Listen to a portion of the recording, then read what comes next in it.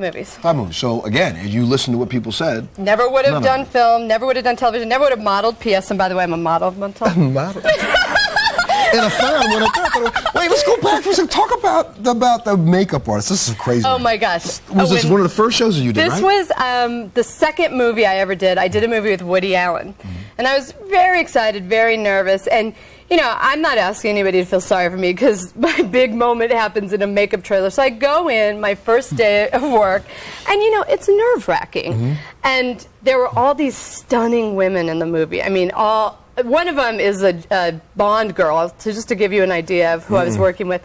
And the director said to me, even though my character is kind of this big mouth, you know, butt-kicking chick, but the director wanted me to have what's called beauty makeup. So very pretty, and they hired this hoity-toity French makeup artist. So I go into the makeup trailer on the first day, and I'm nervous, and I just want to do a good job. And, you know, you bring who you are everywhere you go. So every little negative thought, insecurity is right there, you know. But here I am. I'm Elvis. I'm chingona. I'm going to do it. So, so I'm in the makeup trailer, and I see Fancy Pants French makeup artist, and he's speaking French to his assistant.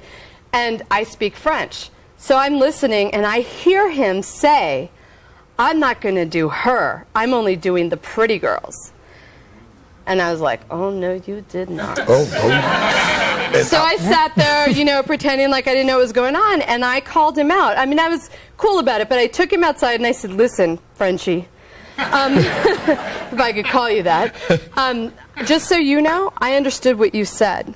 And he looked at me thinking like he was saying something really nice to me. He goes, "Oh, no, no, no, I'm so sorry. It's not that you are not pretty. You have a very pretty face, but you are too big. You are too big." And I was like, okay then, just so we understand each other. You know, I mean, it was so That makes me feel much better, right? It was devastating, but what are my choices? Right. I mean, honestly, you know, I'm not delusional. I was doing a sitcom called First Time Out on the WB, and if you looked at the Nielsen ratings backwards, we were the #2 show, people. No, wait, she didn't say look at them backwards. Can I have my moment, Montel? Okay, I'm giving you a go ahead. Do it again. Yeah, it was a great show. Huge success. But, you know, I was doing this show, and, you know, I weighed about 250 pounds when I started the show, but I didn't get into show business to see my picture on a billboard, although I love that. But, you know, I didn't get into show business thinking like, oh, I'm so fine, I'm going to rock down a runway or any, you know, I mean, I am who I am. I have something to contribute. And when I was doing First Time Out, the producers, they weren't so subtle. You know, they would hire me trainers, and I would show up to work, and there'd be a treadmill in my dressing room, and I'm like, oh, little hit. Yeah, exactly. I just hang my purse on it. And one of the trainers came in my dressing room one day, and he's like, "Do you know how to use this?" I'm like, "Hey, buddy, I'm just fat. I'm not stupid." You know, I mean, it was just like I was always getting these messages. But I'll tell you what the payoff was for me, and it always is that on tape night, I would see these women and these girls and these guys come to tape night who looked like me. And I knew what it meant for them to sit in that audience and see me starring in the show. I wasn't, you know, playing the fat girl role off to the side. I was the star of the show. And to see me having fun and doing my thing and being successful was exactly what I've needed at different times of my life. And I knew that, okay, I'm doing what I was born to do. And it's those moments that keep me going. I'm not delusional. I know what I look like. I know Hollywood. You know, no one's giving Oscars and putting people who look like me on the 50 most beautiful people list, although you certainly. You should be there. Oh, no. Spread that rumor. But, you know, that's not what I am here to do. I mean, I started off in stand-up, so it never occurred to me that my weight would be an issue. My job was to make people laugh. It wasn't showing the new collection and walking down a runway and shaking my butt. You know, there's not just one standard of beauty. Who said only skinny people can be happy and successful? But it seems like that's the only standard that Hollywood has. Well, we're here to kick it down. There you go. Now, look, I got to take a break. Now, you have made a conscious choice. You just went through. Why don't you tell them what you did? in April of this year, I had gastric bypass surgery. And it was a very long decision. It wasn't something I came to overnight. It was something that I'd thought about off and on for many years, and I did it for reasons other than the way I look. And now 90 pounds. What is the objective? Is there a goal? Why, you think I need to lose more weight? I don't think so, but I don't know. Sometimes people, they have gastric bypass surgery, and next thing they lose 5 You know people. what? If I don't lose another ounce, I'm fine. I feel so good. I feel born again. There you go. You That's know? all that matters. Let me take a little break. We'll be back right after this. More Jackie when we come back.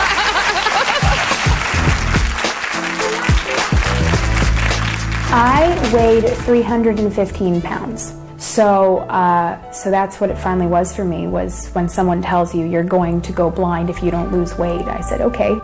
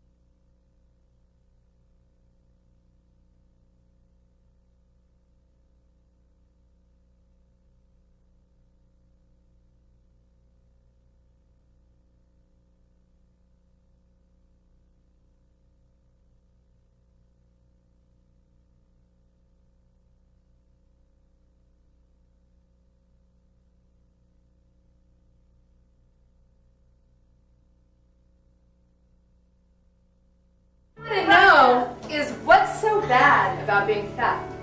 Nothing. Nothing. It's just if you're healthy, that's the good part. Hang on. Do you guys agree? Hang on. Yes or no? I want you to raise your hands. Do you agree that the most important thing is to be healthy? Yeah. Does anybody here, and tell the truth, it's okay, this isn't a test. Does anybody think it's more important to be skinny than healthy? A little bit? What makes you think that? Because I feel kind of special because I have to wear slim size pants. I have to wear slim size. Were you surprised at some of the things those little girls were saying to you? You know, it was an amazing afternoon with those girls because, first of all, when I was 10 years old, let me tell you something, I didn't know half the stuff that they know. They're so sophisticated. They just, they've grown up watching music videos, and they know about the bling, they know about the thing. I mean, they know what's going Bling on. and the thing, okay. Yeah. When I was 10, I'm like, oh, can I have more cookies? I mean, it was just like, are you going to eat that? I mean, there was none of this sophistication. These girls had very definitive ideas about themselves and their bodies, and I was shocked. Right after that, we had more of a discussion, and I said, well, wearing slim pants makes you special, then doesn't it make other girls who wear plus size clothes special too? You know, and what was amazing, Montel, was one of the little girls, who's a very thin little girl, she said, yeah, girls who are chubbier are like a red flower in a patch of white. They're very special. It was so sweet. But now, was that special, or was that because she's trying to say that they stand out? Well, I think it was both. I think that a lot of times, and that's one of the things about being different, however you define yourself. So for me, you know, let's just talk about weight for a second. You know, when you're different, you stand out. What makes you different, or what you may perceive as a flaw, is really what makes you unique. You know, I mean, Barbra Streisand has a unique nose. Cindy Crawford has a unique mole on her face. You know, Jennifer Lopez has some unique junk in her trunk. You know, I mean... Well, you know... But if these women, if these people sat around feeling self-conscious and didn't live life and grab it by the... you know, and really be like all that they could be, we would all suffer, because look what they've brought to our lives. Great music, great entertainment. They've added to the world, you know. And what if they were sitting around going, oh, I have cellulite, I got a big butt, I got a big nose, I'm this, I'm that, the other thing. What a waste of a life. We're going to take a break. We'll be back right after this.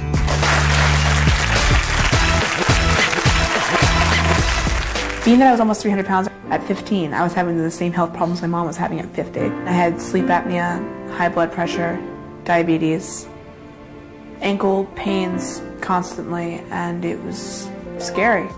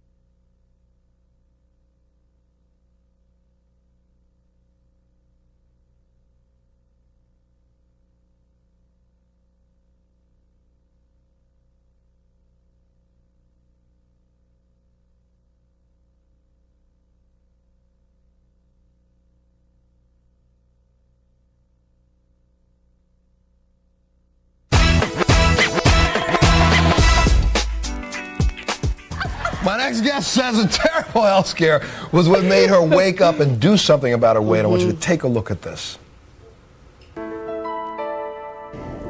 I've struggled with my weight since I could control my own eating, since probably the age of 8 or 9. I was teased when I would be with my friends at a theme park or at the mall, and I was so self-conscious walking around in stores, anywhere, that all it would take was one quick, movement, and I'd have knocked over a row of chairs. The most hurtful experience was actually when I was on vacation with my family, and these guys came over and started making fun of me in the water. I was about 14 when that happened, so I was already really uncomfortable. In the summer of 2003, I got very, very, very sick. I was throwing up. I couldn't see. and I was writhing around in pain because I was having neck and back spasms. What happened was I went into the hospital, my 17th birthday. What they discovered was wrong with me is something called a pseudotumor cerebri, which is too much pressure on the spinal cord, causing the neck and back pain.